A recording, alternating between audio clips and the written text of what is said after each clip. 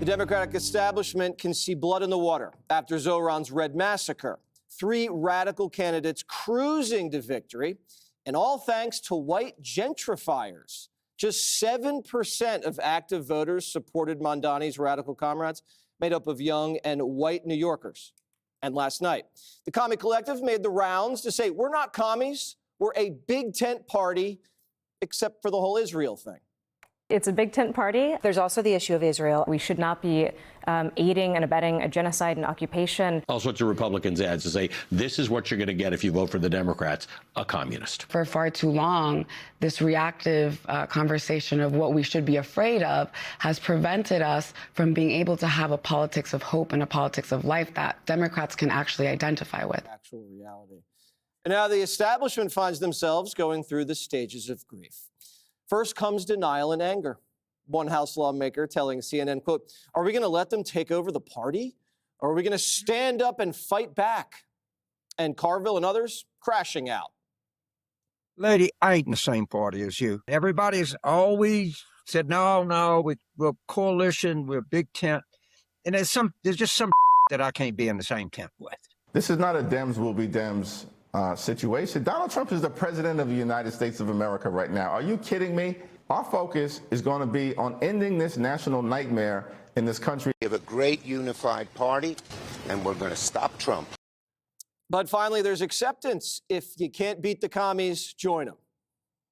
Perhaps it's time for change. I think the Democratic Socialists of America is a force to be reckoned with at this point. We are a big tent party. That's who we are. And they're not afraid of the term democratic socialism. I'm not scared of the term. There was so much fear around that when I was elected, and none of it bore out to be true. So, Dana, can you be a big tent party if once you let the commies inside the tent, they're going to try to kick you out? Right, and they brought knives. Yeah. And they don't believe in the rules, and they're actually there to kill you. I think that's really what's happening. I think there's 3 schools of Democrats right now. So you have Gottheimer that you just had there saying, aren't we going to fight back, guys? You know, Fetterman's in that camp.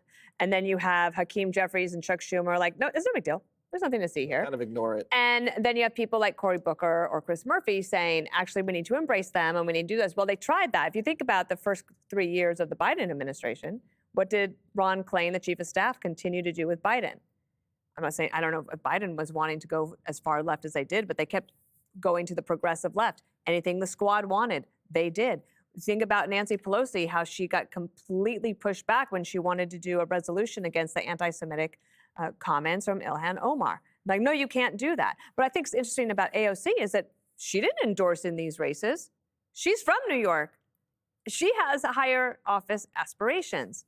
And I think what she was wanting to show with the gesture of not endorsing is, I'm not as crazy as they are.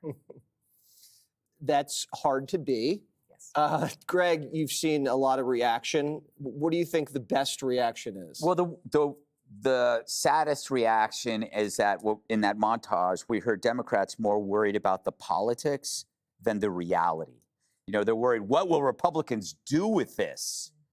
Instead of what could happen to America if this spreads. That's the thing you should be thinking about since you let it happen.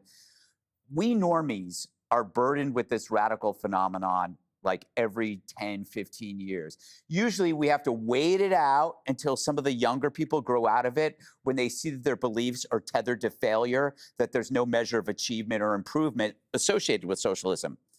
But as one socialist grows out of it, immediately another one grows into it, straight from the campus to Congress.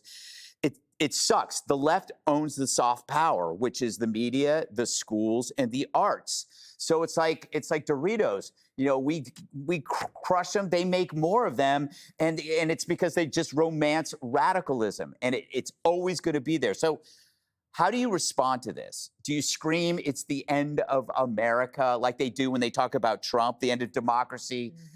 I think it makes them seem more interesting and powerful and dangerous than they really are. Look at Hassan Piker.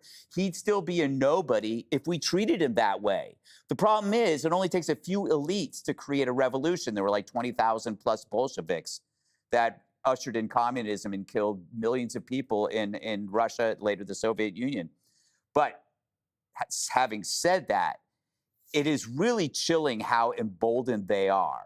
They're not hiding this behind helping the poor. They're just saying, we want power. These are wolves in wolves' clothing. And it's you know, you want to be careful not to amplify it, but you also don't want to discount it, because that's what the Dems did. The Dems saw them as just other Democrats. They thought it was nonsense and it wouldn't get anywhere. They'll fall into line just like Bernie did, but they're not. We can't discount it because we're the makers. We're not the takers. If you lose us, the whole thing goes to hell. Lastly, what's really frustrating about socialism is that whenever it comes up, you feel compelled to have to explain it, the horrific outcomes to the young people, the way it kills human progress and initiative. But I keep thinking to myself, who am I explaining it to?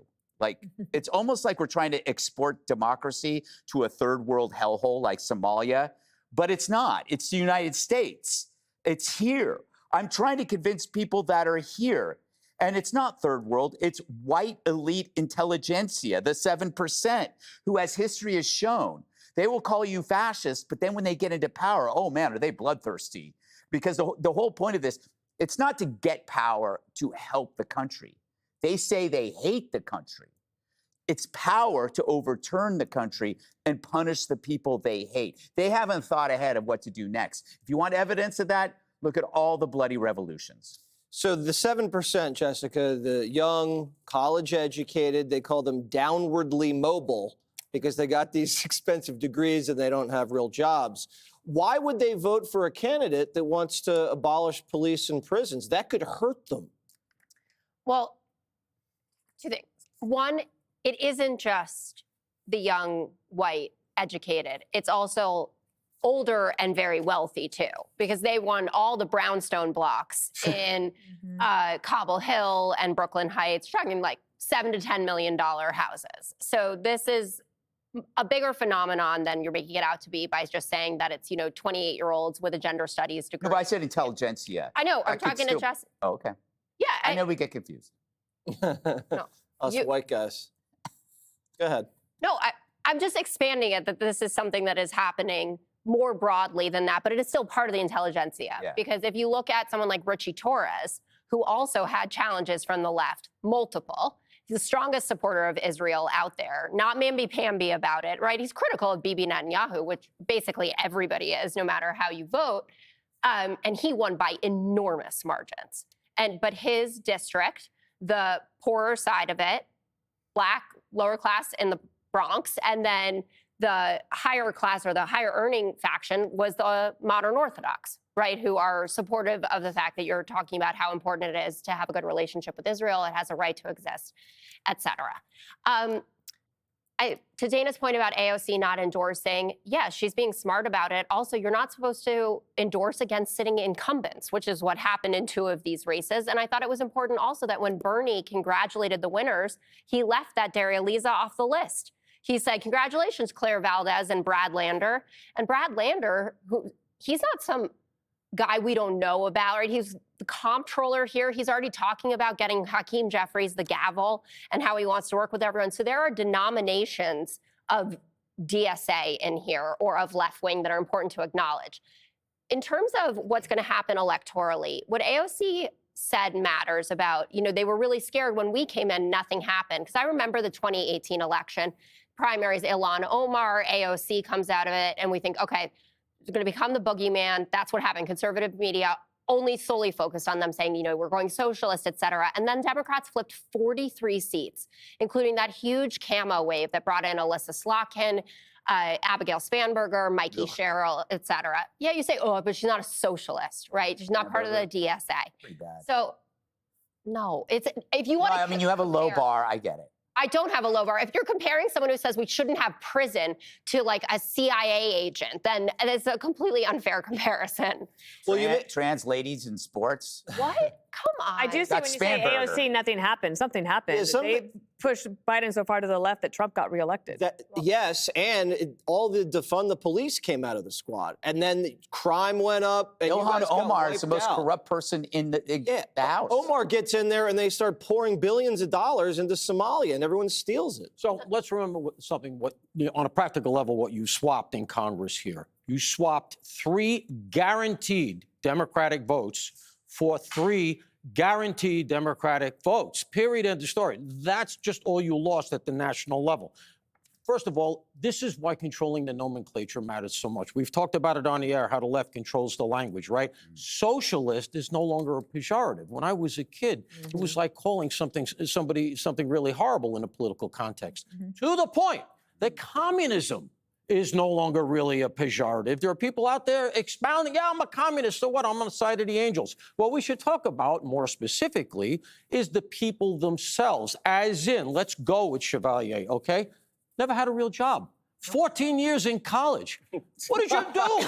14 years in college. How did you pay your bills? 14 years in college. 14 years? Yeah, and she wasn't victim enough by being female and a person of color, so she converts to Islam. That was just so she could hit the grievance industry trifecta. That's all that was, right, in my opinion.